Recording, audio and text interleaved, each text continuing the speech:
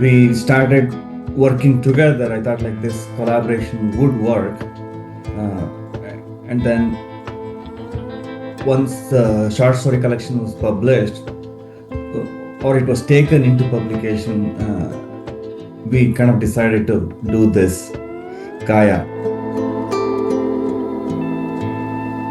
Hi, welcome to Switching Mindsets. I'm Anuradha and I'm speaking to Guruprasad Kaginele, the author of Kaaya, and Narayan Shankaran, who has translated the book from Kannada. Kaaya is a satirical fictional comment on beauty and identity through the story of a plastic surgeon caught in the Me Too movement. A doctor himself, Guruprasad resides in Minnesota, US, and is a prominent voice in contemporary Kannada literature. His novel Hijab received the 2017 Karnataka Sahitya Academy Award.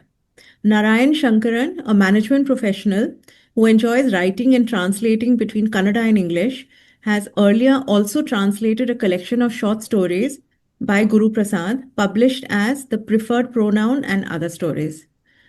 Hi, welcome Hello. Hi. again. Hello. Thank you for having us. Yes, my Yeah, yeah, pleasure. And so you both worked together earlier. Yeah. yeah. Yeah. So how is it collaborating for this novel, first of all? How did you contact each other? Like Guru, you must have, I guess, approached Narayan. How did it work? Well, it's we know each other for a while, Okay. uh, like each other in the sense we didn't like know about each other like what we know now. We used to meet in like, I live in United States, so I used to go to Bangalore, and my association with the Kannada literature has been very long, almost like 25, 30 years. And Narayan, we used to meet each other in like some of the literary events in Bangalore. And then we kept in touch. Narayan had translated few Kannada fiction in the past, and I had like read most of his translations. Then we kind of just like it was one of those things where he liked my fiction and I liked his translation, and when I just like asked him if he wants to do like one of the stories, Narayan did like few of them, and that's how it started. And when we started working together, I thought like this collaboration would work. Uh, and then once the short story collection was published, or it was taken into publication, we kind of decided to do this, Kaaya. Kaya, okay. Yeah, that's how it started. It's kind of we don't have to talk, like, negotiate or anything like that. We just like ask each other, and if it says like, yeah, it is doable, we'll just like take up the project. Narayan, if you want to add anything. Yeah, just about it. Like, even without outside of work, we interact a lot and we vibe well. So, work is fun. Oh, that's great. So basically, you know each other and you know the tone, you know the person's thought process, and you know the tone really. So that's great. When did you write Kaya, Guru? This was published in Canada in 2020. Okay. Mhm. Okay. Uh, And it was just written before that, about like few months before. Writing is a long process for me. It takes about at least a year to finish a novel. Like the writing itself, not the conceptualization, just the writing itself. So I took probably like, started sometime in 2018 and finished it in late 2019 and got published in 2020 during COVID. okay, great. No, I'm sure even 1 year sounds doesn't sound too long, because you also are practicing, you said Yeah. emergency medicine doctor, so I'm sure it's difficult to find time to write. So when do you write really? My work is a little different. And I work in shifts, meaning I'm an emergency room physician. Uh, so we do like a 12-hour shifts. So it's a long hours, nights and weekends, and everybody's like home. I do. It's not like every day, So you can just like at this point of my career, I can uh, direct my schedule. I can request some time off when I need. So writing itself is like it happens whenever I find time. Like mostly on my days off, I don't like stay extra hours all night or wake up at 4 o'clock in the morning like that. When I'm not working, I'm either reading or writing. Basically, that's my form of entertainment. Oh, good for us. Yeah. So, I was just, Narayan, I was just filling you in before we started the call that I was telling Guru that the book was an easy read. I was expecting something very serious and, difficult to go through and everything. But and I was telling him that's a compliment because it just flows, the story. So it's really interesting. So I would like Narayan, I would let you describe the book since you're so deep into it. You've translated it. How would you describe the book? Like there is basically one sort of a paradox, I would say. Hardly anybody around Guru speaks Kannada, and I live in an environment where hardly anybody speaks English. So in my formative years, I used to read exclusively English literature, and then when I took to reading Kannada, Guru is one of the authors whom I really liked. Like he has a way of exploring various layers of his characters, and then doesn't really give a message. He is sort of an observer who stands back and looks at things and try to describe as they are, and in the process lot of things are said, and he leaves a lot of things unsaid quite eloquently, which also conveys. So, looking at talking about Kaya per se, initially I was a little skeptical because of uh, my limitations in terms of language. It is supposed to be a bit conventional and traditional. Like Kaya demands a language that is sometimes it is a bit gross and very informal, contemporary, which I'm not that well versed with. But I had Guru to fall back upon. As we said earlier, we had an equation working together earlier also.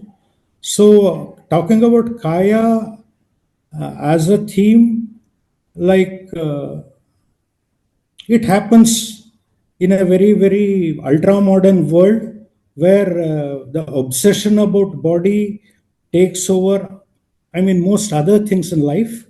And this migrants issue, like how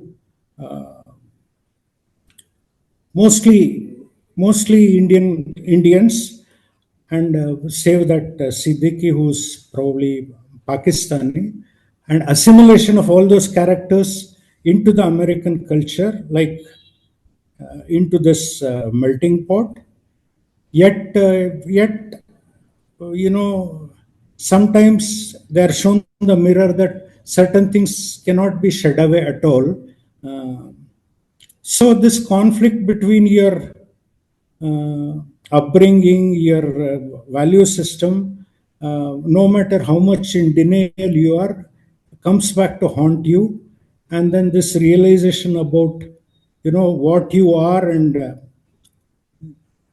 like in case of Samantha, for instance, Yeah. for her personality, she is like she is trapped in somebody else's body after the makeover. So Right, all these exactly. things Yeah. have a Very, very lot of intriguing point, but psychological. I don't want to reveal the Yeah, plot yeah, point. Very yeah, interesting. yeah, Yeah. yeah, It's literally somebody else's body. Yeah. yeah. So all these things were, for me, it was quite unexplored, and I really loved translating this. Yeah, that's great.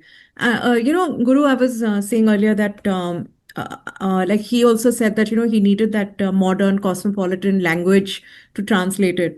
So I'm not very aware of Kannada literature, but I would have imagined that the book seems very regular when you read this in English. But I was just thinking that themes of sexuality, masochism, all these things are explored in the book. And so I was thinking, oh, how would this be for a Kannada reader? Right? Or, because you've written in Kannada. So tell me about that. Were you hesitant or is this okay? I mean, just enlighten Oh, me, it was very, really. very okay. I know it was very much okay. I think uh, re the regional language literature, uh, I think it is being translated to English more and more in the recent years. Uh, I think the exploration of these kind of themes has happened for a long time in at least in Canada, and I've been writing. In 2007, I wrote my first novel. Uh, it's like called Biliya Chadara. Biliya Chadara means the white sheet. It's exploration of medicine. Basically like a medicine itself in America, and how it's like a health system. It's like a literally, if you call this as a satire, that's more satirical than any other novels that I have written. But like this was written in 2007, and it was kind of like people who read it thought that this is like way ahead in its Okay. time, and Hmm. these kind of themes, especially if you're talking about sexuality and gender identity, Yeah. uh, these kind of themes have, I think, it's not necessarily explored as much detail as it's been in Kaya. But like, as long as you blend that into the literature and not make it like you're like exploring just for exploration, as long as it comes as a thing that like, that's a part of your characters being what they are. Uh, I think, language is just a tool to convey those ideas. And I didn't really have any like a problems writing about it. And people who read it, I don't think they had any major issues trying to get to it. I mean, I can only write. I can't expect people. I don't know exactly how people take it, but at least the feedback that I got was fantastic. So I think that people. I don't think that it was a big. It was like difficult to explore these themes in Kannada, convey it, and read it. Yeah. All And three. but for me, reading it was very comfortable. Like you said, it's part of the character's journey, and it's Mhm. and what Narayan said, I really like that, and I really agree with it because you're an observer to whatever's unfolding in the characters' lives. So, of course, you're asking questions in your head about, why are they doing this? What is the need for this? Things like that. But you're just observing them on their journey and in a very non-judgmental space. Because Mhm. I've seen that, toward by the end of the book, when you finish it, there is no villain, there's no bad guy or good person or something like that. Everybody's on a journey, everybody's struggling and surviving. So I really like that. Yeah, So, I don't think that in real life there is like there are no villains or heroes. Everybody has like a part of you is like heroic at times, villainous at times. It's just a part of our life. That's what I think. And mostly when we talk about Kaya, uh, the aesthetic surgery or plastic surgery, which was invented to repair defects. If you have a cleft lip, or if you have a scar on the face, or if you have like a broken bone and your finger is twisted. So it was all like done as a repair a defect that the body yeah, has. But once aesthetic surgery, the plastic surgery or reparative, restorative, whatever we can call it, uh, once that started, everybody started very proficient in it, then we started redefining what the defect was. the Yeah, yeah, body yeah, exactly. as Defects. is, Yeah. body itself as is, sometimes might appear defective. It's basically like whatever the consumer's culture calls Hmm. beauty, whatever non-beauty is, and it became from repairing a defect to repairing a body and redefining a defect. I Yeah. think that's where Kaya comes in. Well, asking questions as to what is beauty, Hmm. what is how no, how can you be happy? Are like all beautiful people happy? Are like all happy people are beautiful? These are the questions that we try to explore. These are some of the themes that it was easy for me to, the thought process, the conceptualization for me is always in Kannada. Even though I live in a world full of English, I don't even speak to anybody in Kannada. Yeah. Uh, I haven't spoken to, even including my kids. You talk to them in Kannada, but they respond to you back in English. I'm thinking in Kannada, they're thinking in English. That's how the conversation goes. And all my patients, I live in this world, but the way I consume and conceptualize this world is in Kannada. That's how I can convey it in Kannada, whatever that it is. And Narayan comes in where I can translate my thoughts from Kannada to English very seamlessly. And Yeah. that was a very good collaboration for us. Yeah. Interesting because you said you've been in the US now for more than 20 years, but you still think in Kannada, and which is why you write in Kannada. Yeah, absolutely. Yeah. Not that I don't write in English, but Hmm. any fiction. See, I'm a physician and I teach. So everything that I do is in English. I teach nurses, I take whatever presentations that I do, talking to patients. So the language of connection is English, whereas my language of emotion, I don't know, I'm making it up as we speak. Now, I don't think there is anything like that. But the way I connect to people in a transactional world is in English, whereas the way I emote is always in Kannada, including when I'm talking to patients. When somebody is telling me what's going on, uh, the thought process that I get where I can deeply emotionally connect to that patient, it always happens in Kannada. Meaning, it's kind of interesting how, even though you're speaking in English, but how I feel is the little emotions that I used to relate to my mom or dad or my grandma when I was a kid. Those are like the hard emotions that are deep in you, and the same thing gets, you have to have that kind of connection to a language for fiction. Otherwise, I don't think that we can write fiction. Yeah, absolutely. It's similar, when we all speak in English, and but when you get angry, a lot of us, we end up speaking in our mother tongue when you're Yeah. angry. So I Angry don't or know why. sad. That's Yeah. interesting that you bring it up. This always happens when again, like I had to bring the metaphor of my patients because more than 60% of my time I spend with my patients.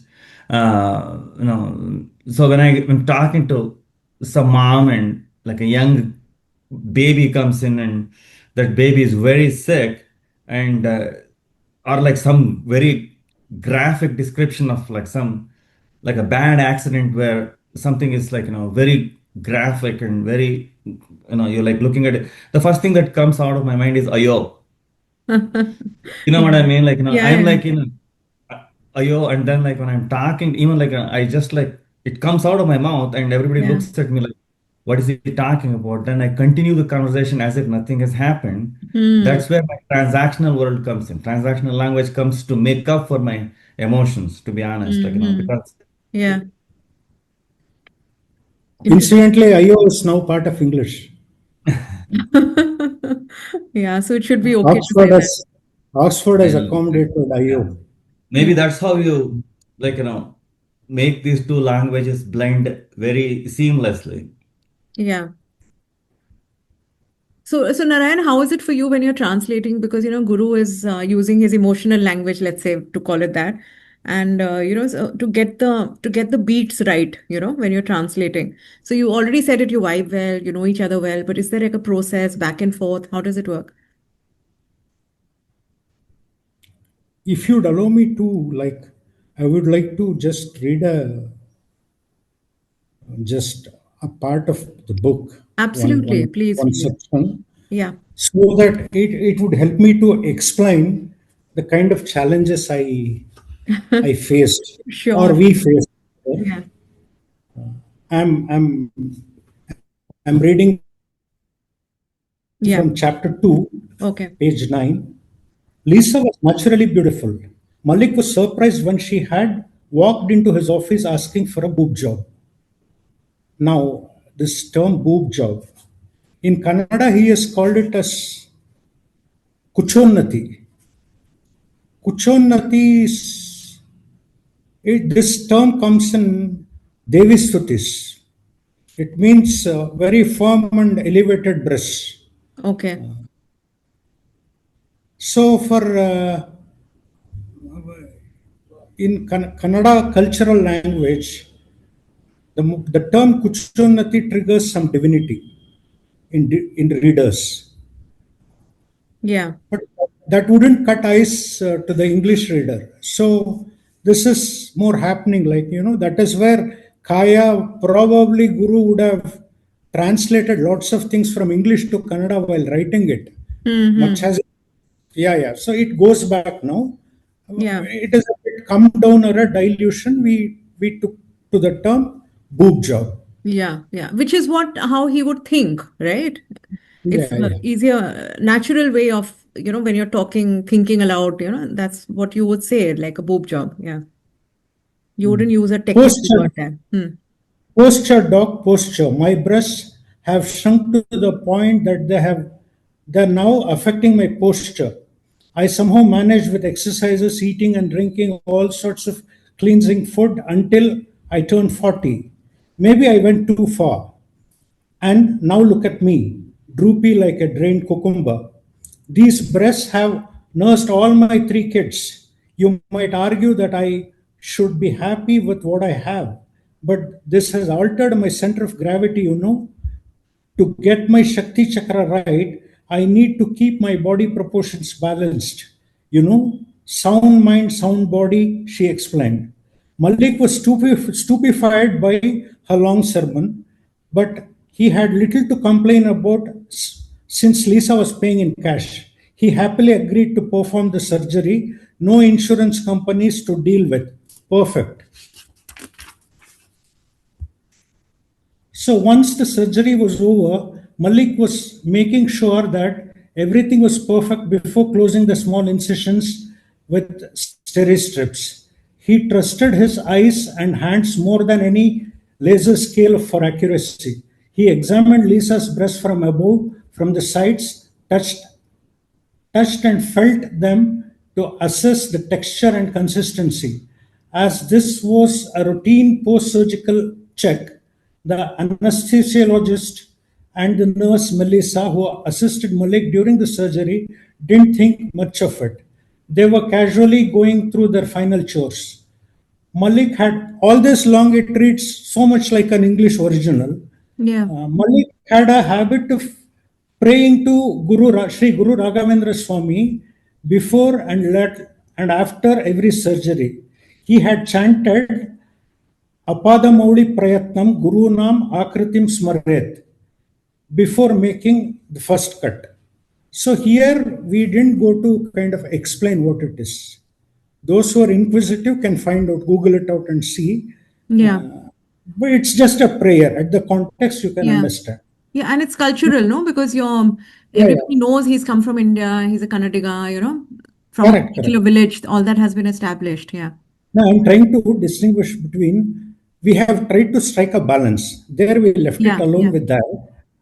Malik had a habit, okay, after he was done with the surgery, he looked at the perfect pair, touched them as if blessing them, and prayed to Guru Raghavendra again, O Lord Raghavendra, I have done my best. Please make sure that everything goes well for Lisa. He then performed his peculiar apotropaic gesture, cracking his knuckles against his temples with closed fists. Now, cracking knuckles against his temples with closed fists, most Indians would understand what it means. Yeah. It's a gesture where you're trying to ward off evil eyes. Mm-hmm. So he's so proud of his job, and then he's expressing it. Here I take care to use this extra word which is probably not required in Kannada. You can leave it alone. You can netge murdolo, like he cracked knuckles. With that, the message is Yeah. conveyed. Here we have to be a little more elaborate, which we didn't do while explaining that shloka. Here I said apotropoic gesture, which means like a gesture to ward off evil eyes. Hmm. Just as he was finishing his idiosyncratic ritual, he realized that Melissa was taking. So it goes on like that. Again, after performing, I'm skipping a bit. Yeah. After performing a fine surgery, he had no one but himself. And again, he says, Malik earnestly believed that was all that happened that day. He was appreciating himself for a job well done. He had crafted the perfect pair for Lisa.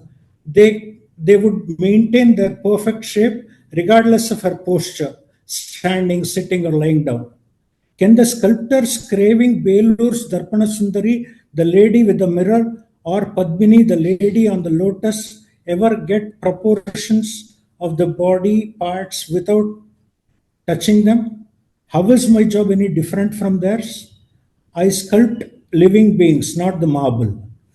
Here in Kannada, probably you can just say Darpana Sundari and leave it. Here we'll have to say the lady with the mirror. These are all the monumental uh, things you find out, sculptures you find in Beluru temple. Yeah. So this I try to a bit explain in a briefly what it is. He Hmm. thought Melissa deleted the video from her phone. Little did he know that the video was backed up on her Google Photos. So while translating, my own experience was like what is important is to optimize, to have a measure. How much should we go explaining things? Sometimes, when you're when you're trying to translate extremely culturally rooted things, it might not read very seamlessly in English. It tends to get a little awkward. But yet you have to get that because it is very, very crucial to the storyline and what the author is trying to Yeah. say. So we have to take a call. How far you should go, and what is the restraint, which together we have tried to strike a balance. What I, just to add one Yeah. sentence to it, I think, um, sometimes, like, both these language, for example, if the word kuchonnati and how boob job, from Kannada, kuchonnati is like an elevation. It's a Sanskrit word. Kucha means breast, unnati means like an elevation, or like, basically bigger, and Upliftment.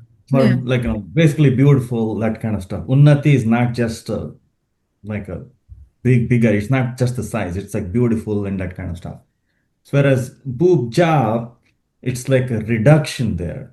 Something that is not, here he is trying to make it beautiful and elevate it to a divine level, whereas boob job doesn't convey the same divinity that is being told in Kannada. So is it like a appropriate translation? Are we like conveying the same thing? As long as there is something that, you know, for me, the impression that it gets to a Kannada reader, if it gives the same impression that it gives to an English reader, it's like emotional equivalent. Let's put it that way. If it is that, if I am trying to convey something in Kannada and that is being conveyed in English, the same emotions are created. For example, a little laugh, little smile when you look at it, when you just like, it's both the words are like going away from what it is. Even then, these are the two words that we found that it was appropriate. Yeah. That's how the translation process goes. Right. So it evokes that emotion in the reader. So yeah, when you're reading, yeah, that makes sense. Yeah. So Guru, you were saying, and I read that, it's inspired by a real life case, or you came across something like this. So how you conceptualize the book really. Can you tell us a little about that? Yeah, I think the real life case is like a little bit like a stretch, I would say. I would probably the idea was inspired when I saw a middle-aged patient who came to the emergency room, and she was like had metastatic cancer, like cancer that has spread all over, like a wasted, completely emaciated body. When I was examining her, when she undressed herself, I see all these uh, organs which have been like she had like the entire body uh, done with aesthetic surgery, plastic surgery. She had like a so those things remained as they were. This like fuller lips. I don't know if you can call. I mean, see the idea of what a full lip is when the rest of that kind of completely changes when the rest of the body is completely healthy. When you have all these things, fuller lips, bigger breasts, like flat belly, I don't know, all these things on an emaciated body, they kind of just look like a like completely, the I was just like amazed and like almost terrified to see that image. That image kind of just like like was stuck in my mind. The God-given body is completely like going away, melting away, whereas the man-made parts, they just stand out. They just like are still present. So what is real, what is unreal, and what is beauty, what was once conceived to enhance the beauty, now it's like showing up as like completely it's enhancing the ugliness. I don't know if you can call that, but like basically the patient herself felt that she looked hideous with all these things. She Yeah. wanted to, the only thing before she wanted to die was just get rid of these body parts that she had. She wanted to die naturally. That was her wish. When I saw that, then all these things kind of just like started. It started out like that. An image where what is real, what is unreal, and then I gradually started writing about it. The idea of a person who has everything, and also this God complex that I create beauty, I create uh, people. All I need is a mold of flesh. He considers people as mold of flesh, and Yeah. basically they're molds, and it's like basically like a clay for him. And then like he's playing with it. Uh, and what happens in his life when he has that, and what happens to people that he comes across in his life.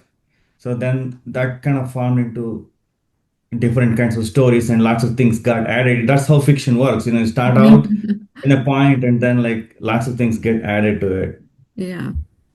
No, sure. And it's he's creating perfection, but if I may say, it's not really revealing anything, but he's missing genuine connection at the same time. So even though he's creating these beautiful bodies and for his own benefit really, but even then he misses that genuine connection. And even the beautiful bodies that he's creating, when those people, like you said, all beautiful people happy, or so it's like that, if you get that, does that give you happiness? And ultimately that's what it is.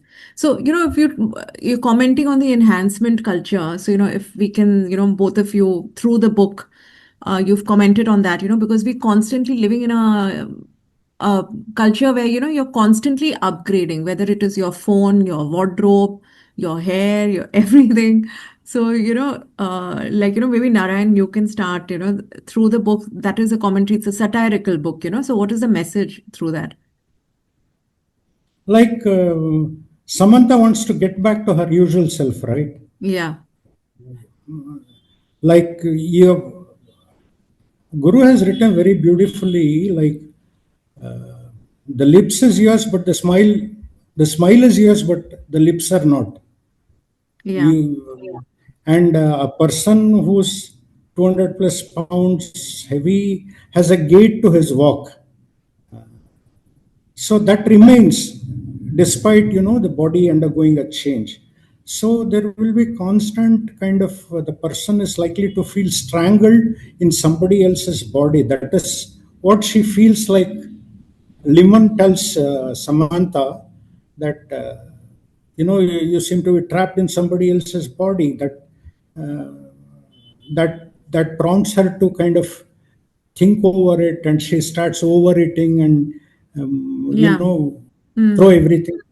Like eventually, if your mind and the psyche is not aligned with this new altered physical body, you will have issues.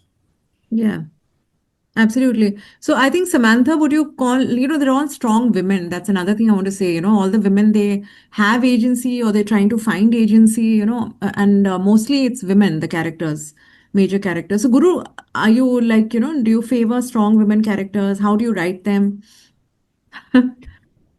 I I think fiction is not about creating strong characters. It's Yeah, like leaving them as they are and making them strong or weak as the story demands them to be. right, I think, well, in plastic surgery, in aesthetic surgery, more than 80% of the patients are women.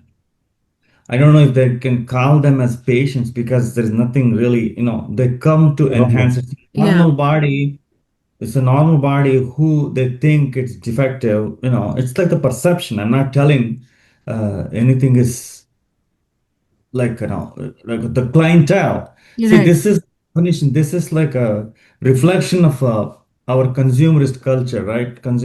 So they want certain gender to be beautiful. This culture demands, whereas, w- and it defines what beauty is.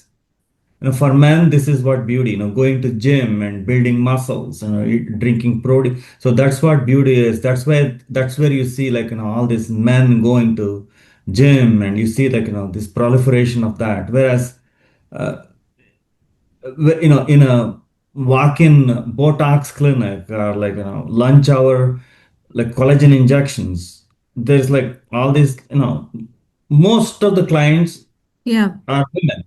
So when the consumer culture wants this kind of, puts these kind of demands in front of the society, uh, and it defines who needs to be beautiful and what is beauty, and that's where women come in. I think obviously it's mm, a women's world. The yeah, clients yeah. can tell is a majority of them are A women, women. yes, yes. So Even though Malik, the surgeon in the book, he's also toned and ripped. You can make out yeah. very proud of his own toned body. Yeah. Well, I think that's the thing. What is beauty for women? It's just gender specific. Yeah. Very gender specific. That's where So like, I there's think whatever. genuinely more pressure on women to look a certain way. I mean, Yeah, that's a absolutely. fact. Yeah, I think that's a fact. that's where they need.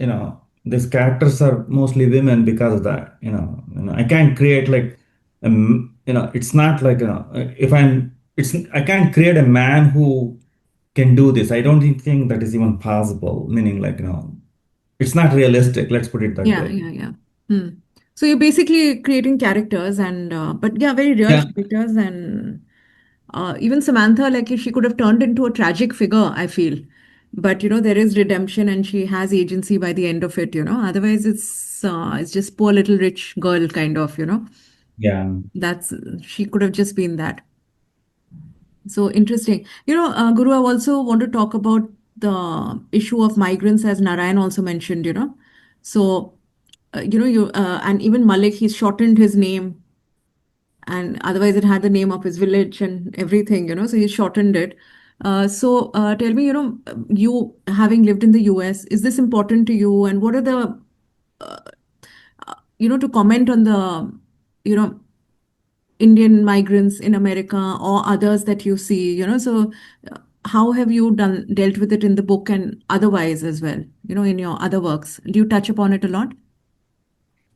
Yeah, well, this is the book that almost like all the characters have um, almost like denounced their past. They're like come out Yeah. of it. I think if you look at it, except the first chapter and very few here and there, they are Indians, but like Indians just by the roots. Yeah, They but have like Kasturi's character, I think she's still very much into her dosa and rasam yeah, and all from what I can see, bisi vele bhat and mhm. all I that. think even then she has like come to US in like a probably like 60s, and Yeah. she's evolved into something different than what she is. So what I meant to say is I explored these characters of migration differently in different novels. Like there are like three different things here. One is like I mean, in Kaya, it's a little different. These are like privileged people. They're like one of them is a plastic surgeon. He has everything. He lives in Manhattan. So for him, the Indianness is just his roots. He comes home and eats like Indian. That's all it is. Basically, I don't think he is thinking of anything else. But at least that's what he thinks. And his wife too, Pari and Samantha, all of them are like in the Indian roots. But can you just shed it away, just like as if it's just like shedding the skin and putting like thing?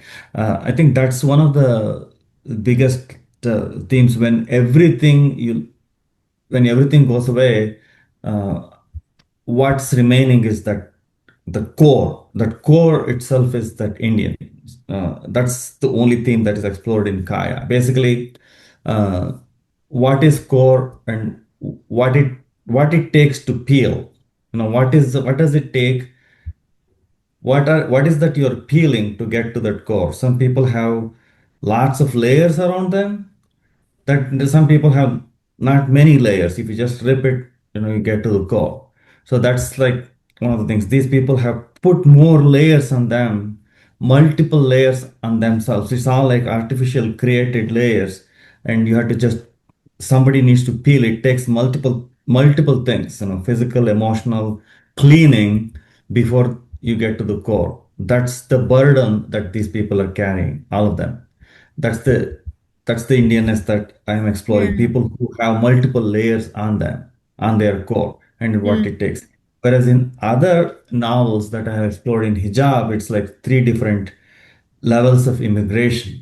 People who have come to America like long time ago, typical has been white Anglo-Saxon Protestants. They have come, and that's what America is. That's the like a main, at least that the sorry, that's the theme that and then there are like a set of privileged immigrants like us, like Yeah. Indians, who are coming here as professionals, and they're like getting into the crowd very early on because we get into the professional world. We don't need to go to like learn English or go to high school or anything like that. Yeah. Yeah. Whereas there are Mm. other people who come in, like Hispanics or Somalis, or like these are like from countries which are affected like politically. These are political refugees who come in. Their assimilation is completely different. And where are we in that spectrum of immigration? Like we the privileged, how do we look at these two, and how, like, are we being oppressed or are we the oppressor? These are the questions that we ask. I have asked that in previous. So I've been exploring these different themes of immigration in my different languages. But Kaya is one of those things which is not about immigration. I just want to just want Yeah. to Right. convey that. Mm-hmm. Yes. But yeah, that's something that you're exploring. But even in Yeah, yeah. that, yeah, like you yourself, you've lived 20 years and you still 30 years. 30 years. 30, Okay. 30. Yeah. 30 Mhm. years and you still think in Kannada. So it's like really peeling the layers off and getting to the core, the core is this.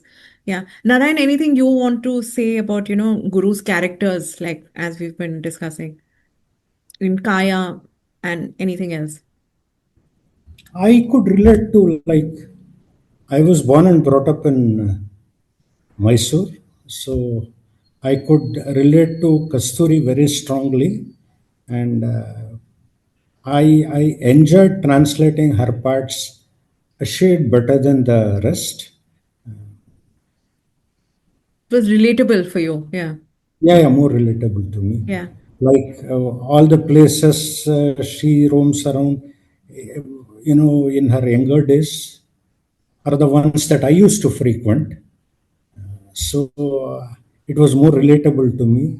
And her journey, she is really a strong character for someone as a 17-year-old girl comes to another world and then is exploited by Harihara so much, and then she moves on to Giovanni, and then whatnot. Yeah. She's a I mean, survivor. I also liked Kasturi's yeah, yeah, character. Yeah. yeah. And I like the part where, the conversation between the Pari and Samantha uh, in that hotel, where Pari feels, in spite of all this lecherous and behavior of Malik, he has given her a tribute. Yes. So Yes. somewhere she feels elated about it. Yeah. I like the process. I mean, all the characters. Yeah. Hard to pick one. Hard to pick one. Yeah. No, no, Even, absolutely. Even for me, it's hard to pick one because all of them somehow they're enduring, in their own way. yeah, yeah, yeah. Like they're vulnerable. Let's say they're very vulnerable. Yeah, yeah, very, Moments, very human. moments where And they're vulnerable. Yeah. mm, Yeah, great job. So I really enjoyed reading it. So thank you so much for doing this. Any message, anything you'd like to add for readers? No message. I don't write, and I Yeah, there's really no don't. message in your books either, as Narayan also Nothing. pointed out. Basically, Yeah. but read, it's not a enjoy. message. It will be a request. We'll be happy if more and more people read Kaya, and that would be a kind of a tribute to our hard work. Yes, absolutely. Great note to end on. Thank you so much. Thank you. Thank you.